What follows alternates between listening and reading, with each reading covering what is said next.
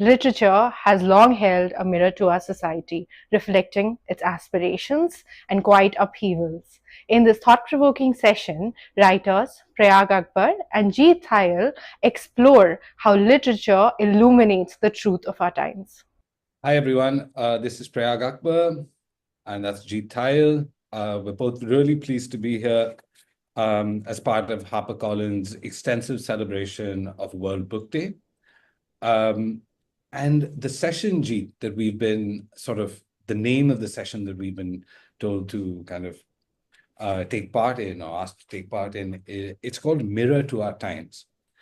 And I've been thinking about this topic a lot. Well, since they sent us the information about it, I've been thinking about what the topic means, and the idea is, of course, that books or literature are this mirror to our times. And I was wondering if you had any thought before we jump into our own work and this beautiful collection of poems. I'm really excited to talk about. I was just thinking if you had any sort of thoughts on the topic as a whole. I mean, I would say, art is a mirror of its time. I wouldn't say it's only fiction, poetry, nonfiction. Art really tells you more about a certain time than the historians do sometimes. A movie, for example, a piece of visual art, music in the 60s, 70s, and today tells you so much about the politics and the poetics of a society. And I think that's really the thing that makes our particular profession or vocation something out of the ordinary. I don't think there are very many professionals who can say this about the work they do on a daily basis. If you're a businessman or a banker or someone who runs a multinational corporation, your basic intent is to make money. And that may be a reflection of the time, but it's not exactly honorable in any way. Well, in a sense, no offense to the multimillionaires in our audience. In a sense, it's like, I mean, going by this conceptualization of what art does or literature does, they're inside the mirror, and we are these kind of onlookers, right? We're kind of onlookers, maybe painting the image that's in the mirror or trying to capture it in some way. I was thinking about it, and one of the things that I actually love about literature, and you pointed to this, is that it is, this topic is mirror to our times, but one of the amazing things about literature is that it's a mirror to many times, right? We have so much of literature is about reading into the past, reading the past, and even reading the future. I'm reading a book right now, which is all sorts of, it was on the Booker shortlist, so I don't think it's like science fiction. Which one are you thinking of? It's a book called In Ascension by Martin McInnes, and it was really, I mean, it's like a science fiction novel almost, but very humanly told and all of that. I mean, so this is kind of a mirror of a bit in future. We have all these kind of I'm thinking of everyone, Charles Dickens and, Nabokov or whoever it is, right? All these great writers who have provided like certain snapshots of the past. And I think that is kind of our role or our job, right? We hold up some kind of mirror to what we see around us, or even to the past that we see or the futures that we see. And sometimes it's the same book that does the past, the present, and the future. I'm thinking of a novel like Cloud Atlas, for example. That kind of traverses centuries in the space of a few hundred pages. I'm just taking the obvious example of a novel, but like that, there's J.G. Ballard, so very often science fiction, especially classic science fiction, isn't fiction. It's science more than it's fiction, and it's absolutely believable sometimes the way it's done. I mean, I think of a writer like J.G. Ballard or Philip K. Dick, or Ursula Le Guin. Yeah, people who turned out these works that at the time seemed kind of strange and weirdly mesmeric, but it actually turned out to be oddly prophetic, you know. And Yeah. I think to do that, to do that kind of vision of the future, you have to be very rooted in the past. Hmm. Yeah, that's very true. I think I think you also get to see the kind of um, resonances between the past and the present and the future in something like literature, you know. I mean, Ursula Le Guin or Ballard, whoever, like Philip K. Dick, these guys are great examples. Um, the other aspect that I was thinking about this whole the mirror concept or the mirror conceptualization is that literature is also this kind of mirror to that's again something that I really love about it is a mirror to a particular mind, right? Yeah. It shows us the author, and the author is the sort of he's the controller of the universe or that you engage with, he, she, whatever, that is the universe you step into. And it is in many ways, there is no literature that is not in some senses, literature reflects so much about our times, but in other ways, it reflects just one particular view of the world, view of a time and view of the world. And Jane Austen writing about whatever 1700s England or 1600s England is colored by her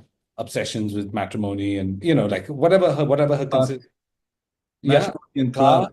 Yeah. absolutely, yeah, and money, and just survival and things like that. And Dickens, whoever was writing at whatever time, there's always a particular way that comes from the author themselves, and that's where we see ourselves at perhaps as writers and as authors, is that this is why we probably do what we do, which is that we can put forward only what we see, how we see the world, and And the idea that I think it was Naipaul who said it. I'm going to paraphrase. I don't remember the exact words, and I think he said it in an interview. But he said that you can't lie in fiction. You could possibly lie in nonfiction. As someone who's done both, he said, because in fiction you're creating a kind of a fable of a fabulous society, but it reflects what's going on in your head and your imagination and what kind of obsessions that writer grapples with daily. So in fact, it's absolutely a mirror of the creator's mind. And I think if you take, some the writers that I read most often, they in fact have written one novel again and again and again and again, and each time manage to make it new. The obsessions don't change, but the times, the characters, the situations change. And for me, that's one of the great pleasures of reading certain writers. Mm. I'm thinking of someone like Cormac McCarthy, for example. Great example. From that first insane novel, Satri, right up until the couple that appeared just as he died, The Passenger. Oh, have you read? I haven't gotten to The Passenger, but Oh, it's beautiful. oh, is Both it? those books, Oh, wow. beautiful. Oh, Yeah, oh. gorgeous. But the thing is, that voice never changed, and that's a kind of a miracle. Even his use, oh, sorry, not misuse, but non-use of punctuation never changed. I mean, right from the He had beginning, that. this was a Wow. man who was at war with the comma. And he won in some senses. I think so. Yeah, I think that war was won. Yeah.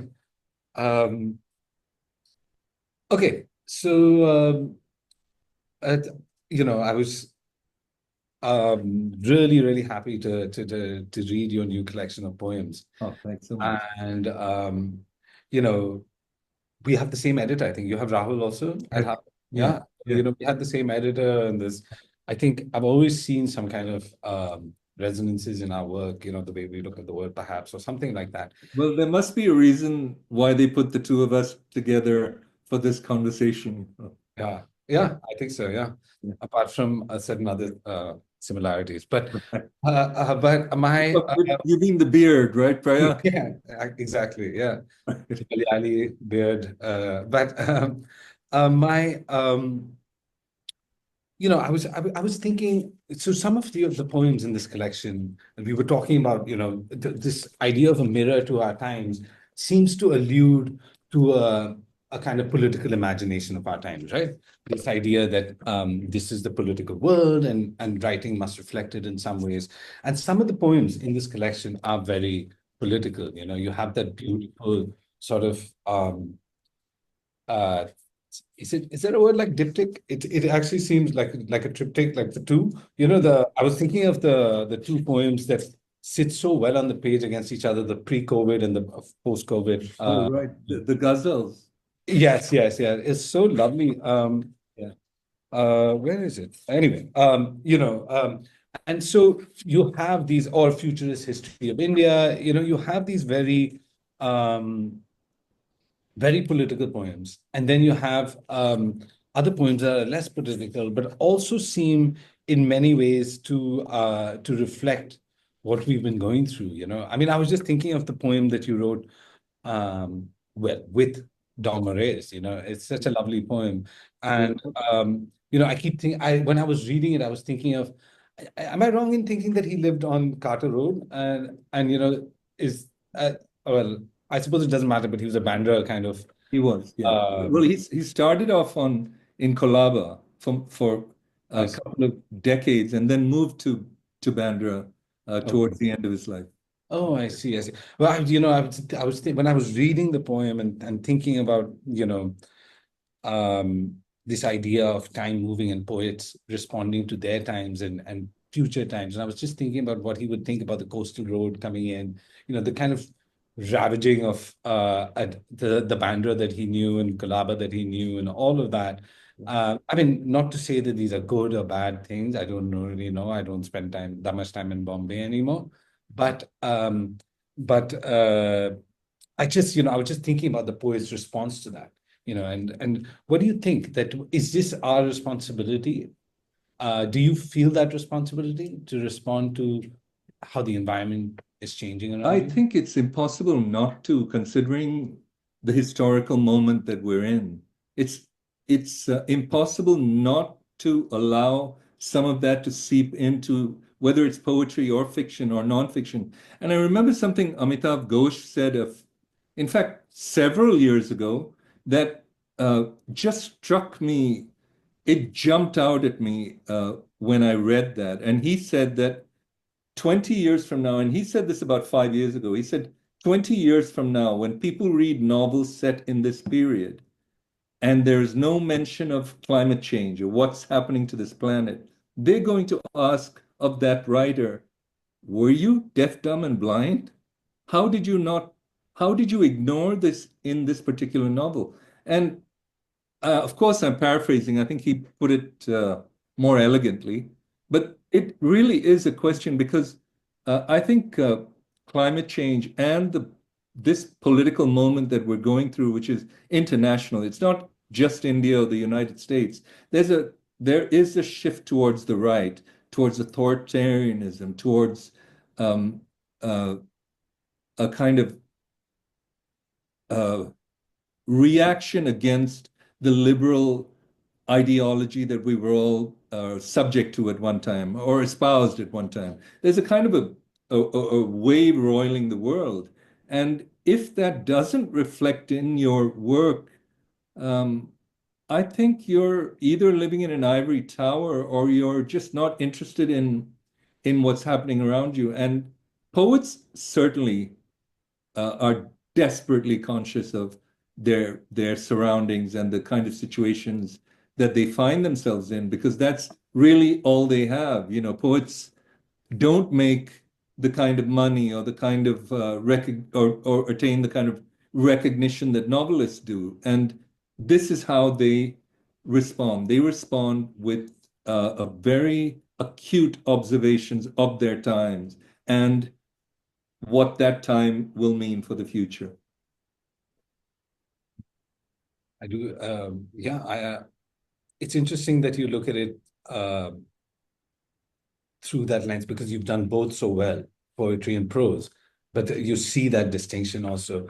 I mean, I think in my own work, well, with I keep getting told that my fiction is very political or very contemporary, Yeah. and I don't know how to respond to that sometimes.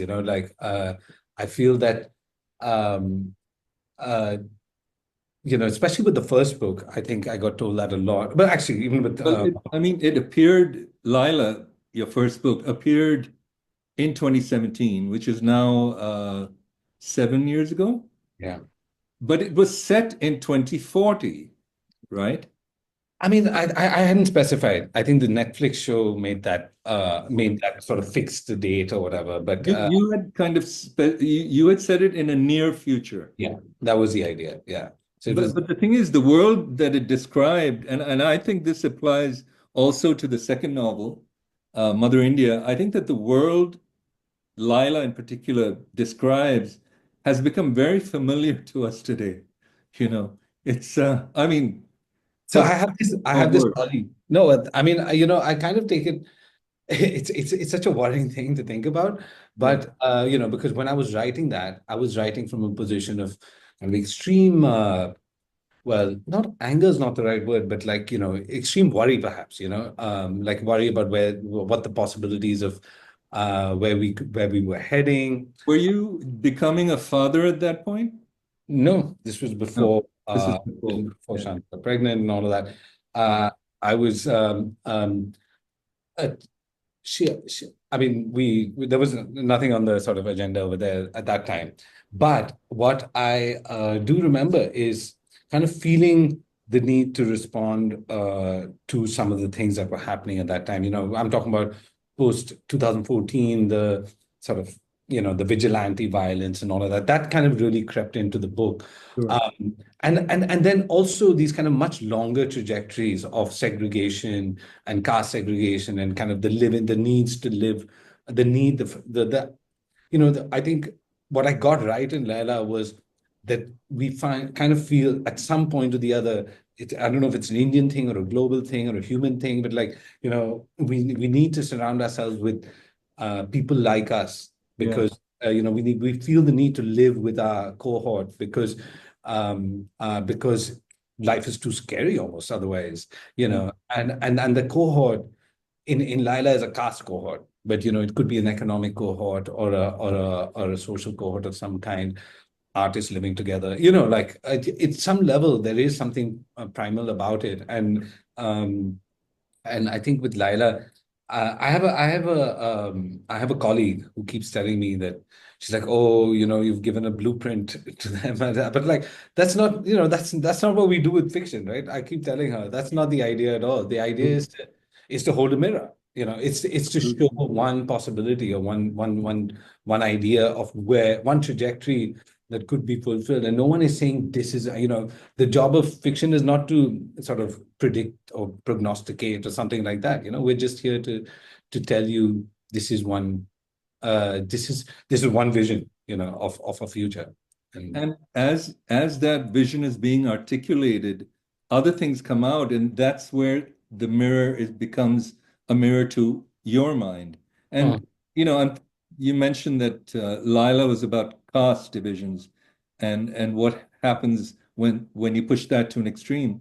The second book was about class divisions and what that means in our society. And it struck me that where Lila was a book about a dystopian future, Mother India is a book about a dystopian present. And although the two books have have so little in common in terms of plot and character stuff, in maybe even style, this is one thing they have very much in common. And that the same writer wrote both these books. These are visions of dystopia. But the thing is, to the colleague who Thank said you. that That's oh, Thank you. Yeah. to the colleague who said that you're providing a blueprint, the point is the novelist starts with an idea, and then while you work on that idea, there are all kinds of subconscious things that come through that honestly, in fact, very much in both your novels, I feel that those little things that come through that really kind of give color to the novel Mm. are miracles of chance that we don't always have control over. And I think that's when luck kind of descends on a piece of work, those bits where the subconscious kind of takes charge of the narrative.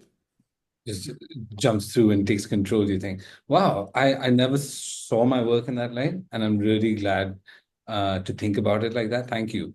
Oh, Well, I do see kind of like you were saying, like writers have their obsessions, and it is nice to see FN Souza pop up in one of the poems.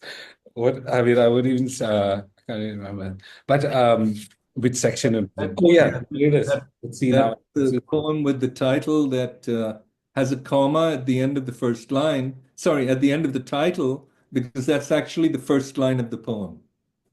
It's not a typo. Ah, I see.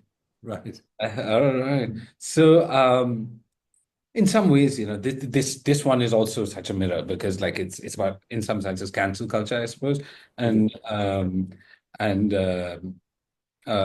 there's also, there's, I think with poetry, which I'm not, as you know, I keep thinking that I have no basis to speak about it or think about it, but I felt in your poems this time this really um urgent anger. I could see it. I mean, they're also very funny, some of the poems. They're very humorous in tone. There's, like the Ibn Battuta one. That's just a beautiful, beautiful journey. And the, tell me, well, I'm curious about the research that goes into something like that. But because you don't, I mean, at least I don't, because I know so little about the craft of poetic writing. Is there a lot of research that goes into something like that? Some of those poems, yeah, for sure. Ibn Battuta, for sure. The 1325, I did, I kind of just looked at 1325 as it occurred in different cultures and in different parts of the world.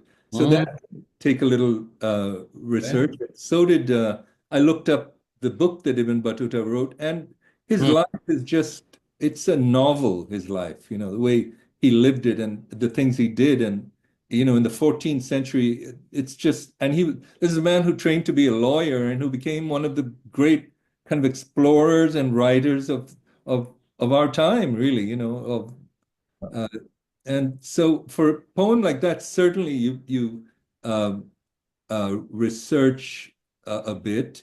But mm. the thing is, I've discovered that, and this is true for me for fiction and poetry, I prefer to write first and research later. I see. Okay. Yeah, Huh? yeah. Because after you've written it, you know which are the areas that need to be filled out, and you know exactly what to look for, what kind of book to look for, what kind of information to look for. Uh, which if you do before you write it, it can become overwhelming. You Mm, just have too much material. mm. So you have like a kind of skeleton of the poem or a framework for the poem, and then Yeah. or even more, and like a body, and then And you then you find these juicy little bits that you add to it, that you put in, and, nice. and that's what kind of completes it. And by the way, The Maldives bit was a bit of research. totally. By the way, Prayag, I don't agree that you don't have the tools to read a poem. In fact, I think you're a really good reader of poems. All you need to read a poem is to be able to receive uh, a sentence, and the Mm, kind of points that you've made about the poems in this book, okay. that's exactly the kind of point that a very kind of established literary critic who focuses only on poetry would make, except he or she would use many more words. Thank you. The thing is that I love reading poetry, but like, I just less and less find myself. I think there's something about the online glut that really bothers me. This idea that people can just fashion a poem in a few minutes and post it. And I mean, I do know, and we've talked about this before when we met, like, the rigor that goes into every one of your poems and the thinking. And for me, writing is about rigor, it's about being Prop. really attentive to each word and thinking about it and And I just editing and sentence, right? rewriting. Yeah, and rewriting, and the sentence is a fundamental unit. And how do you Absolutely. make it how do you make each sentence something worth someone's time, in that sense. That's our responsibility. And I think with prose, it's so different, and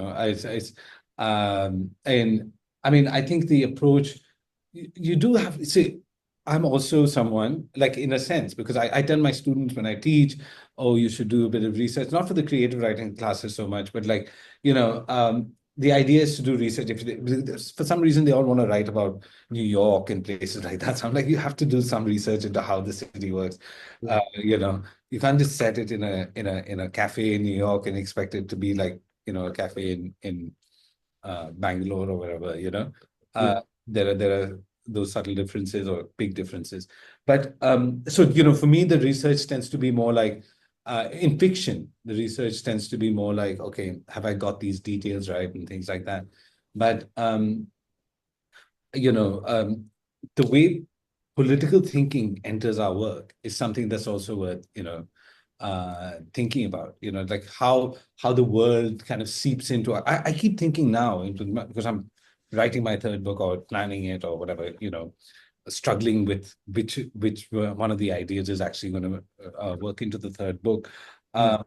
And I have this idea that I don't want to write about, the stuff that I've been obsessed with since I was an adult, basically, which is Hindu nationalism, this kind of right-wing nationalism that's Sure. all over the globe, but certainly in our country. And that the march of against liberalism that we started with, the march against kind of the liberal values that we were raised with, and And the blurring of the lines between real life and screen life. yeah, absolutely. This is really the kind of, I mean, the second book really focuses on Yeah, that. sure. Yeah.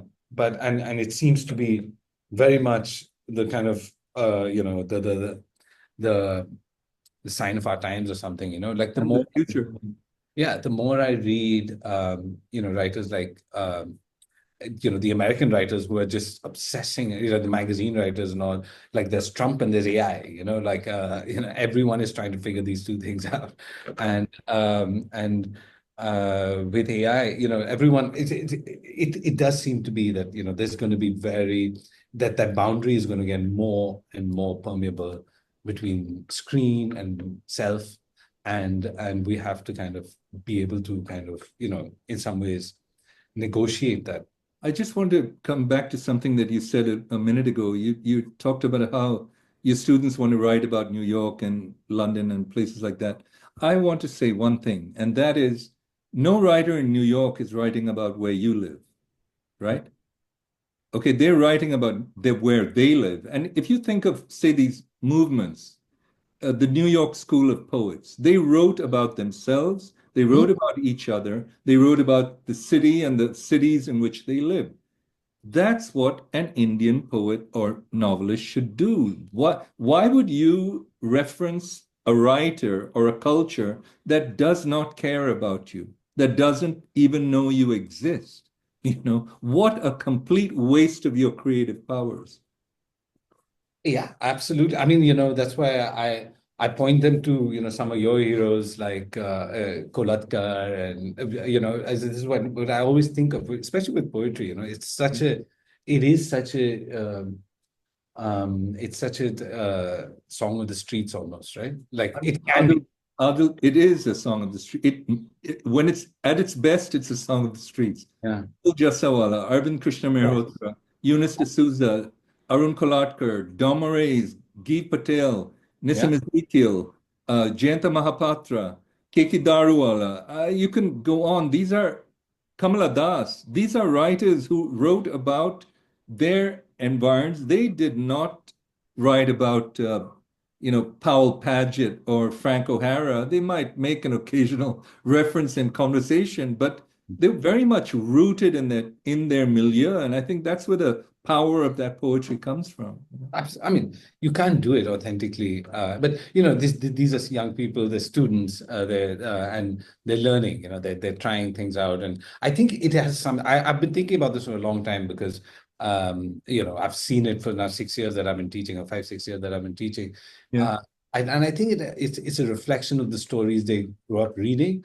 And in a way, like what I tell my students is you have to be able to believe that stories can be written about you and people like you, because you've read all these fantasy stories and you've read all these, fiction set in New York and London and things like that. And so you feel that that is the theater for storytelling. And actually, the stories that you can tell are literally what you see around you. We can't tell. Absolutely. We can't tell stories of New York and London. I mean, I even having spent some time in those cities, I just wouldn't be able to do it. I don't have that. And it's so much easier now for a young writer to do that because there's a tradition. In 1950, for example, if you were a young novelist in 1950, you had no role models. You had maybe 2 or 3. That was it. Today, there is a actual community of Indian writers writing pretty amazing fiction set in current times in the places in which they live. And I think it's fine to, for example, read a poet, a New York poet before you write, purely maybe for style, but to reference them and to write like them and to write without any kind of authenticity, that shows immediately in the work, I think.